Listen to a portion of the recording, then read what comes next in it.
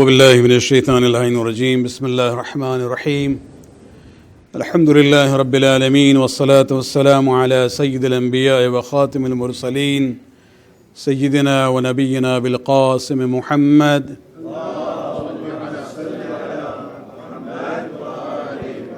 وعلى أهل بيته الطيبين الطاهرين المعصومين الذين أذهب الله عنهم الرجس وطهرهم تطهيرا.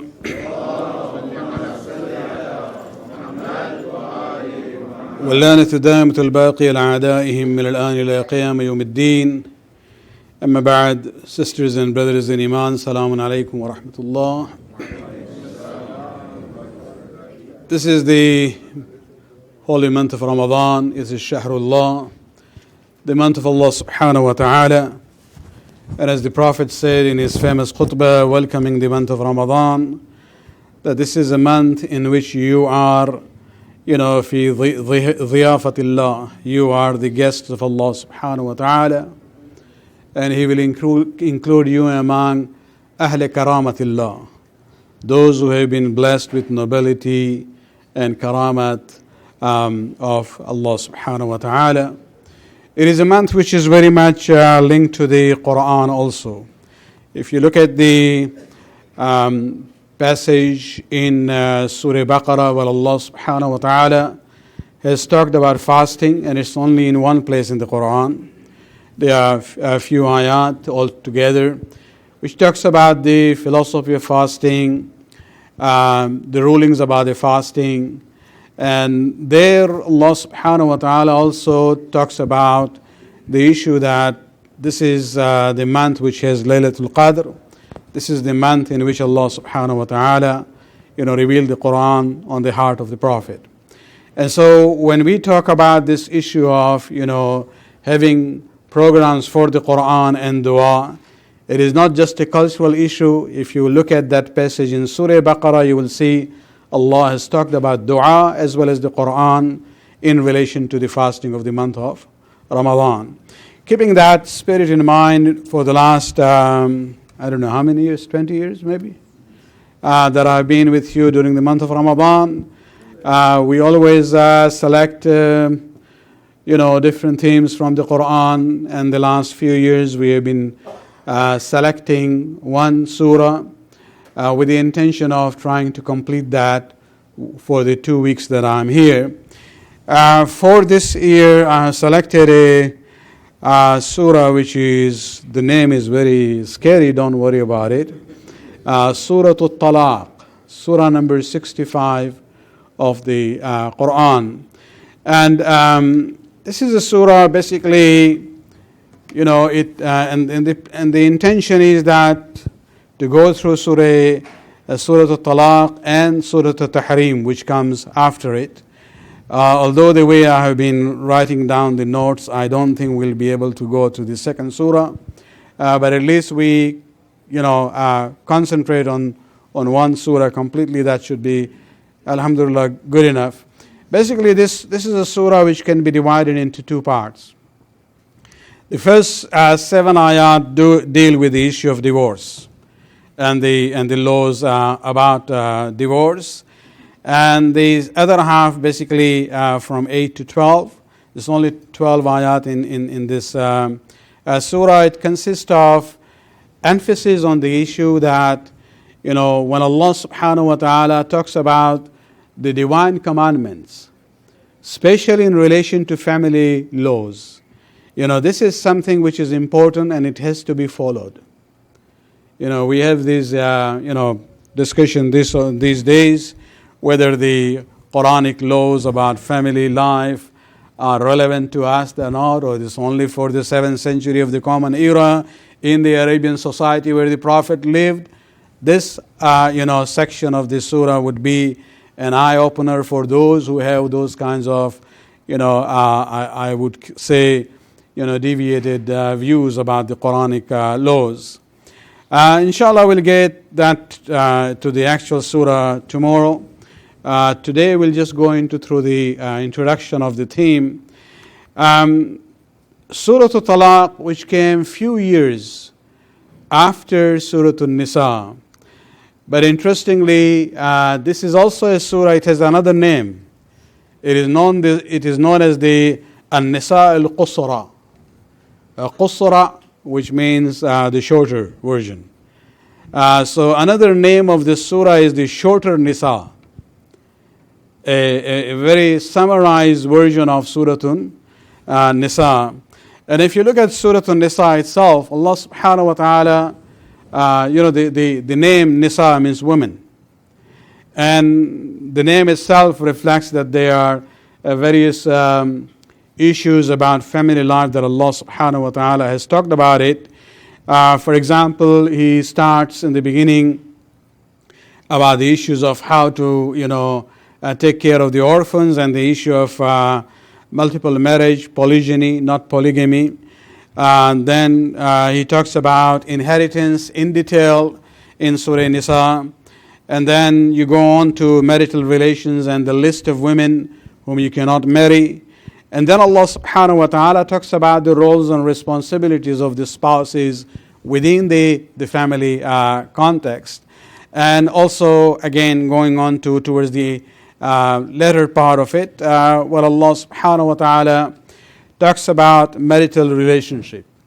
So these are the issues that Allah subhanahu wa ta'ala has already talked about in Surah An-Nisa. But He is repeating that in a slightly different way, with the emphasis on a point that will come to that later on. Even Surah Baqarah actually has ayat dealing with the issue of marriage and divorce. You have this the issue that whom should you marry? What is the criteria?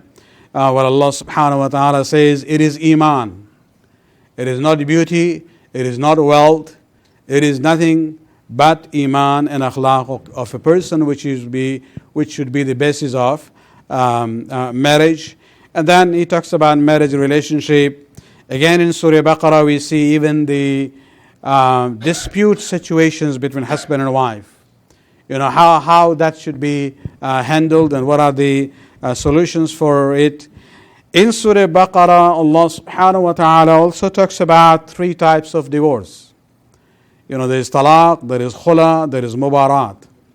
And then He also talks about feeding the child and the issue of iddah, the waiting period for a widow after the husband passes away. Surah Talaq also has one, kind of, in a way linked, but in a way also unrelated issue by itself, and that is the issue of tawakkul, to trust on Allah subhanahu wa ta'ala. It's a very powerful ayat, and inshallah we might spend 2 days on that one ayat, especially when we talk about seeking livelihood and rizq. And also the issue of taqwa. Taqwa in the difficult situation in marriage life. And inshallah when the ayat comes there, we'll talk about it, that people are so good, so muttaqi, when everything is okay. When things don't work, you see the worst of the people.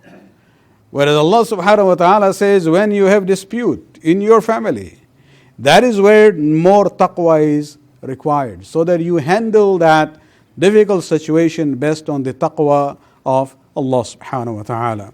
So those are the issues, inshallah, we'll be dealing with that. But let me now go to the word talaq itself. The word talaq basically is opposite of the word aqd. And you know what is aqd, huh?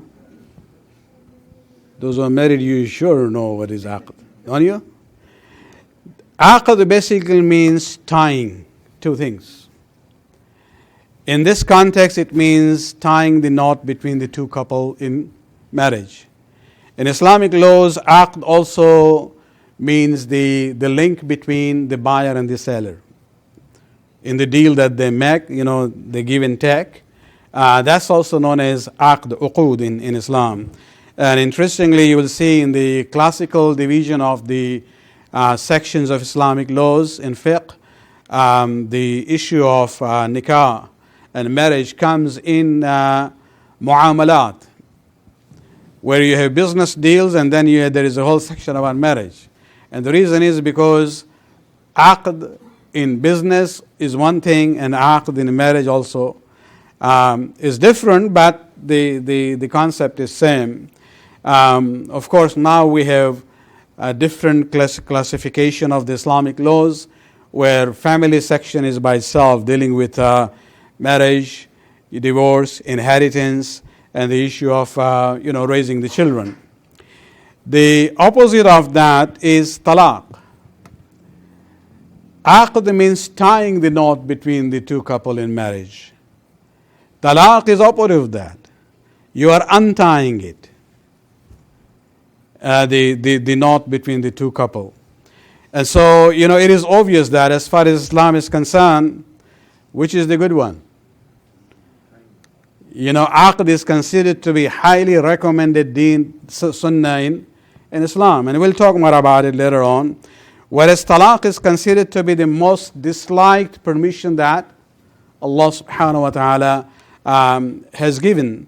And so this is where, I thought before we go to Surah at-Talaq and talk about talaq, let us first talk about tying the knot. And so tonight we'll talk more about the first part of it before we come to the issue of talaq and the situations and the challenges. When it comes to the issue of aqd, basically the nikah or the marriage, everybody knows that this is one of the highly recommended sunnah of the Prophet and all the prophets, salawatullah alayhim ajma'een.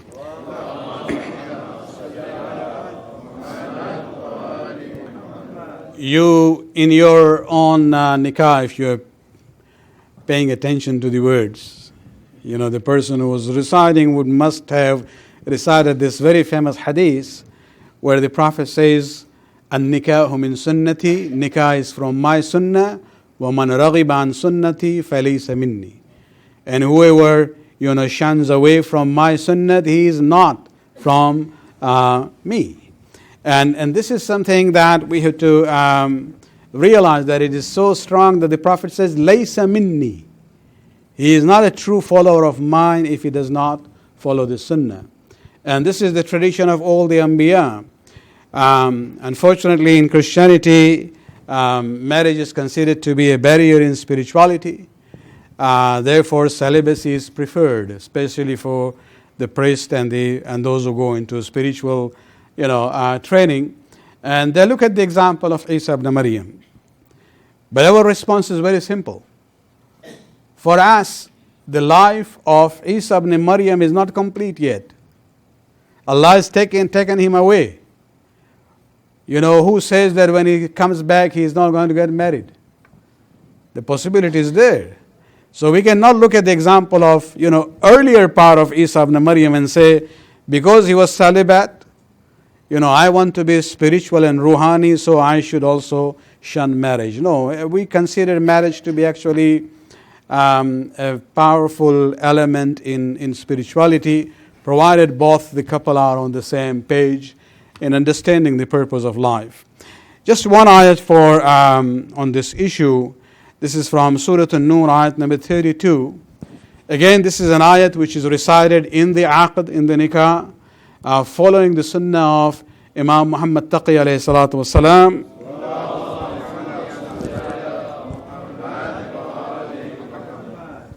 Where Allah subhanahu wa ta'ala says, وَأَنْكِحُوا الْأَيَامَ مِنْكُمْ وَالصَّالِحِينَ مِنْ عِبَادِكُمْ وَإِمَائِكُمْ إِنْ يَكُونُوا فَقَرَاء يُغْنِيهُمُ اللَّهُ مِنْ فَضْلِهِ وَاللَّهُ وَاسِعٌ حَلِيمٌ.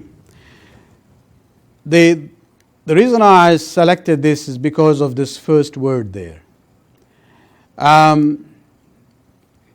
The earlier meaning would be, earlier sentence that would say, get the single ones among you married.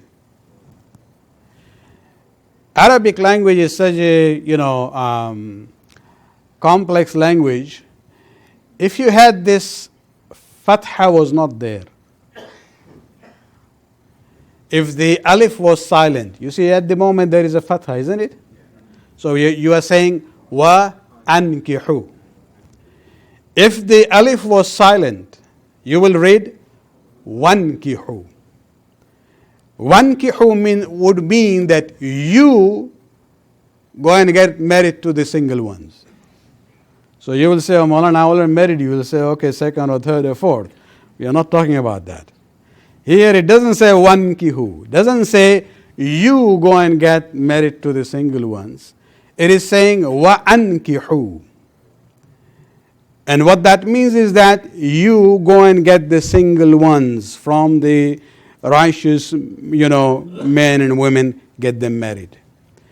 What does that mean? Basically, what it means is that Allah subhanahu wa ta'ala is expecting, number one, the parents and the family and the relatives and the community elders to get involved in this process which we call matchmaking. This is a very important issue, and this ayat becomes like a command where Allah subhanahu wa ta'ala is saying, is your duty that when you see young single people among yourselves, you get them married. There are so many hadiths on this issue talking about the virtue of becoming the matchmaker. Just one hadith from the seventh Imam, basically, where he says,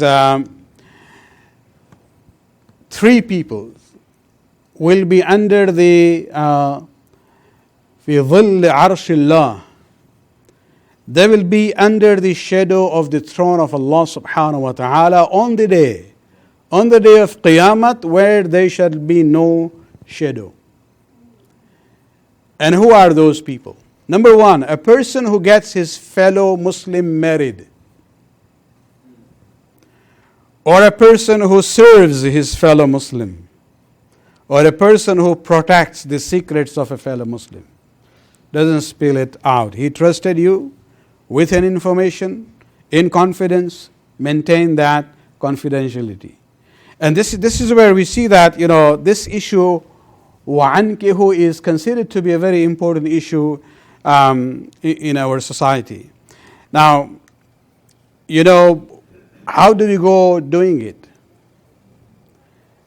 And I might say things which might be not very much liked by the common trend these days, but that's how I am. I just say it. Okay? The problem is we have forgotten the traditional values, where the relatives and friends play an active role in matchmaking of those that they know. I'm sure all these elders sitting at the back and some of the young seniors sitting down here, they know. They're on time. It is the network of the families and the friends who bring people together as matchmakers in marriage. This was taken as a religious duty. But we are now running away from it, especially in the western part of the world, where the trend is nafsi. We don't want to play our own role and fulfill our own individual duty. We would like to, unburden that responsibility to organizations. The Jamaat should do it. The Anjuman should do it. And I'm not saying they shouldn't do anything. What I'm saying that we are forgetting the primary responsibility where Allah subhanahu wa ta'ala says, وَأَنْكِحُوا الْأَيَامَ مِنْكُمْ وَالصَّالِحِينَ مِنْ عِبَادِكُمْ. It is primarily the duty of the parents, the family, the relatives, and the friends in the community to be concerned for one another. What is that wilayat and friendship that we are talking about? Just to feel good about one another? No. This is where we have to realize that this is, number one, the duty of everyone in a way. And so in the western part of the world, we have moved away from the traditional ways of doing things. And then we have problems. We say, some of our, and not all. People sometimes use anecdotal examples from here and there. I deal with the marriage register. And I can give you the numbers. It's not that bad as far as our community is concerned. But yes, there is a problem. There are some of our youths who marry outside the faith. And so we forgot the traditional values of doing things. Then we have this problem in the present time. And immediately the blame goes on whom? On a hijab, on partition, on segregation, that you don't allow them to mix. And therefore this is happening. And this is where you will see that,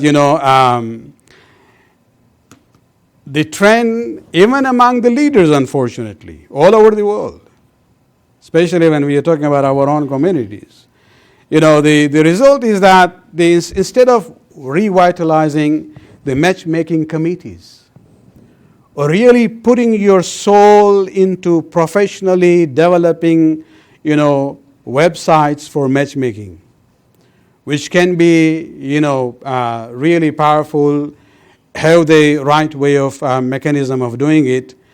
The fixation of the leaders and the community is on mixed gathering. They think that is the, magical pill. You have mixed gathering on a social level, and this problem will be resolved.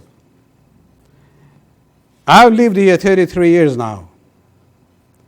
I've seen this society, I've seen the community, and what I would say is that, we are going on the wrong path if that is the way of resolving this problem. Because you have to realize that we are not the first immigrants in North America as a minority. There are communities who came before us. The Jewish community came to North America long, long before us. They've gone through initial struggles and challenges. Study their life. Study their community life. You will see, for example, among the Jewish community, there are 4 groups actually, or firqa. And they are not divided because of their aqidah. Their aqidah is same. They are divided on the issue of practice. How much, practicing Jewish person you are. So you have one extreme is the Reform Judaism, which is the most liberal of the Jewish groups. And then you have the moderate, and then you have the conservative, and then the Orthodox. The Reform Judaism basically is totally, secular minded. They have rabbi, male and female. They don't have a problem with that. The old center that we had in Thornhill, the next door synagogue was a Reformed synagogue. That's the only one in Thornhill. The rest are all conservative. And if you look at their tradition, they don't have segregation. There is no partition there. In their synagogue and these religious gatherings, they just, sit down, just like you go to the church. And in the conservative synagogues, that's not the case. For example, in the opening of the synagogue, which is just south of Highway 407 on Bathurst, close to our, Jaffrey Community Center, in the opening when the former Prime Minister Harper was invited during the opening ceremony, on the main floor, they were all men. Even the dignitaries were all men. Those who were invited and the community members, the female, the women were all sitting in the balcony. I looked at some other synagogues where they even have, parda as we call it. And so they have segregation. And so you have Reform Judaism, which doesn't have any, partition or hijab or, issue of segregation. On the other hand, you have the conservatives and others who have that, very similar to our traditions. And what is the result of the survey and the data that they have of the present, Jewish community in North America? You will see that 53 to 58, percentage of young people belonging to the Reform Judaism where there is no hijab, no segregation, they marry outside their faith. While the Orthodox Jewish community, which has segregation, they lose only 3% of their young ones in interfaith marriages. Go and study those who come before us. And you will see that it's not this partition which is blamed. It is not the segregation which is to be blamed. We have to inculcate that value among our children from their childhood. And this is where we have to realize that, hijab and segregation is not the cause of losing of some of our young people, to outsiders. And mixed gathering is not going to stop that trend. Because if you really want to look at this solution, this numbers that I've seen is coming from a book written by a very prominent Jewish intellectual and law professor in the United States of America by the name of Alan Dershowitz.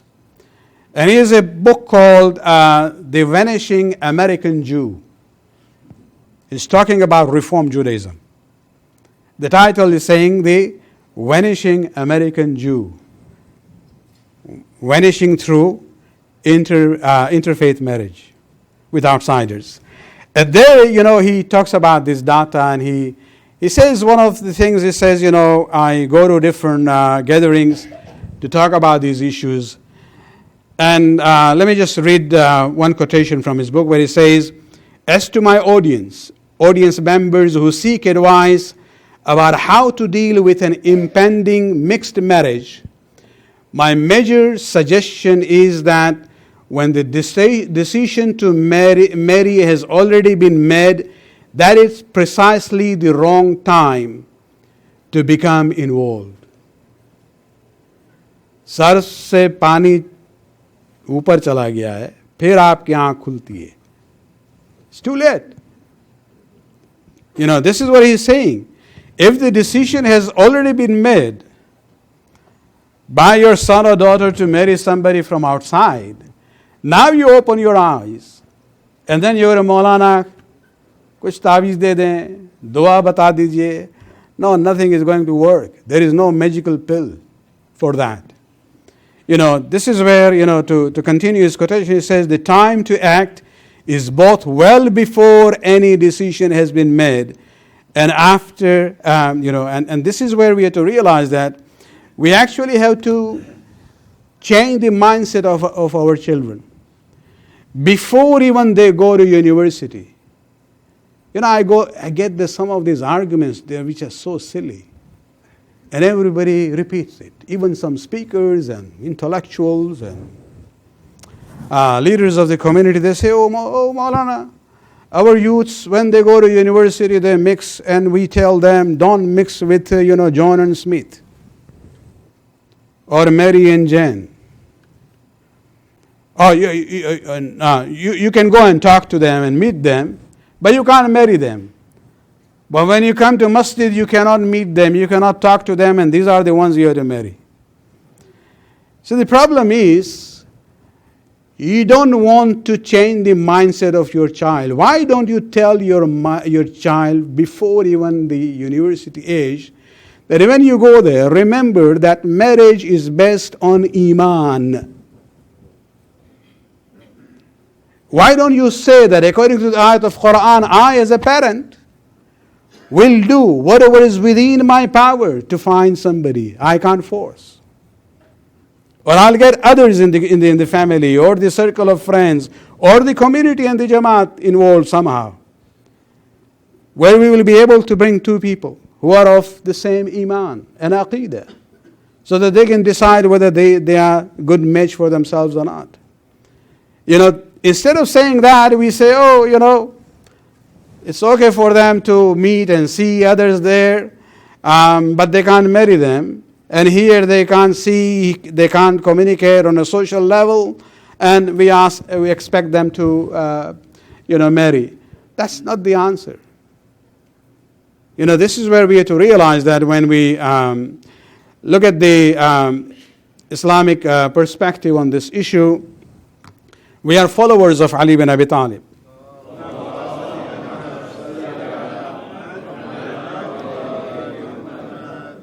The end does not justify the means. Ali had absolute right on Khilafat. There is no doubt about it. We believe, very clear indication it was there. He never resorted to sword for it. Even when a person like Abu Sufyan comes to him, incites him about this issue, it's your right. I can fill the streets of Medina with fighters for you. Ali said no. Why? Just because the end is good, it just doesn't justify the means. Even the means have to be, proper, halal, and correct according to the Islamic values. And that is something we have to think about it on this issue. There are matchmaking websites on a commercial level, and they are thriving, otherwise they wouldn't be there. What do? They don't do this, sometimes we hear in the community, speed dating. MashaAllah, followers of Ali, getting some girls and boys in a restaurant or a hall somewhere, and they, sit on the chairs on the opposite side and move, magical chairs or what, every 5 minutes and talk with one another. That's not the way to do it. Have a proper, professionally made, process where you can look at the background of both and then bring them together on a one-to-one basis, not like fish market. Because there are many, many wrong implications in that. And this is where we have to think about this issue. Yes, I might sound very traditional here, but what is haq is the haq. Salawat.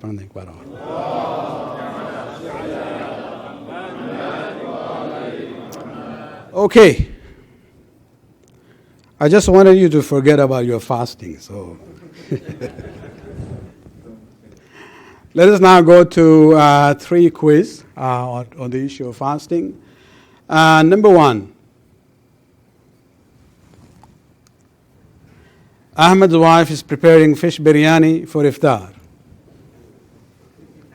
And Ahmed cannot resist the temptation and firmly decides to break his fast.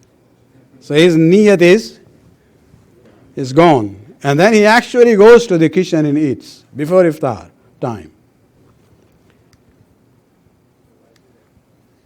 What is the right here answer?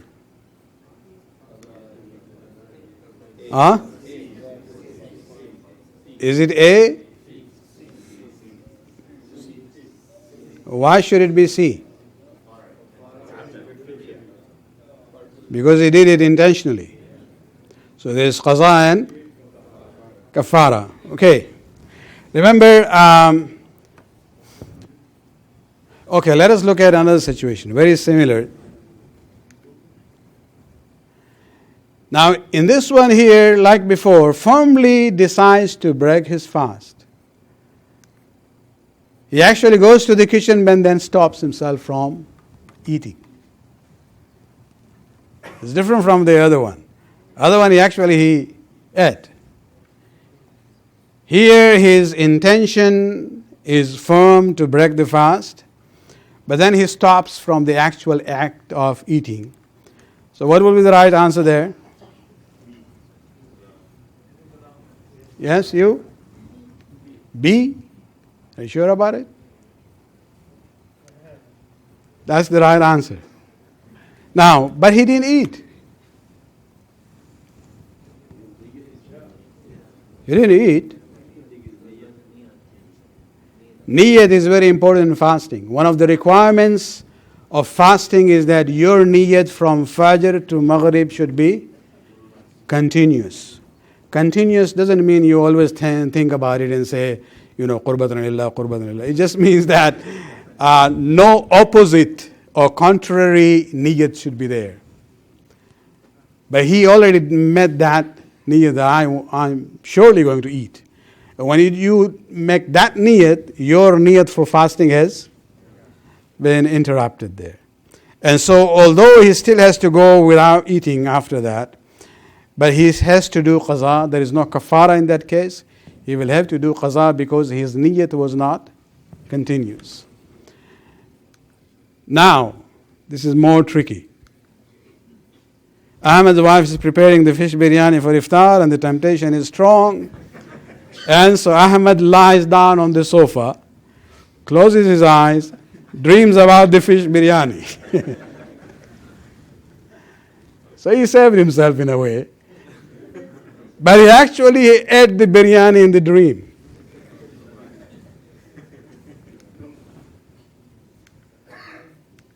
What would be the answer there?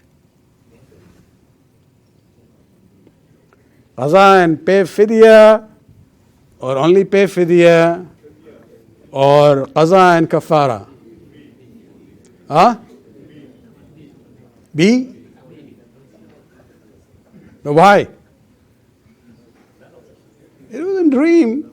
Malak came, served the biryani. So what's the answer is actually his fast is valid. Because it was just a dream. And he didn't intend. He just decided to, deal with the temptation and, save himself. Huh? Ahmed's wife can always test when she's cooking. That is allowed. But she can't swallow it. That's the main thing. Okay.